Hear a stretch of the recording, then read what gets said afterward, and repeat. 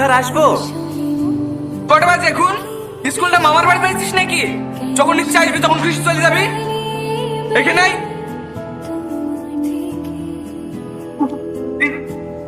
জায়গায় বস। স্কুলে first boy বলে একবারে মাথায় উঠে বসেছে। হ্যাঁ, তাহলে কাল হচ্ছে কয় প্রকার?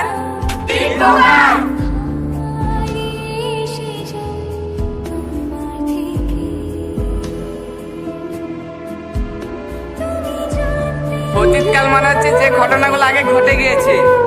যেমন ধর, গতকাল আমরা পিকনিক করেছি, সেটা হয়ে গেছে আমাদের অতীত।